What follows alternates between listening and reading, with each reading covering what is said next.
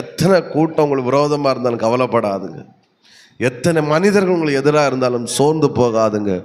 உங்களுக்கு எதிராக பெருங்கூட்டம் நின்றாலும் கவலைப்படாதுங்க. கர்த்தர் உங்களுக்கு தருகிற வார்த்தை என்ன தெரியுமா? நான் உங்கள் பட்சத்தில் நிற்கிறேன். ஹல்லேலூயா, ஆமென்.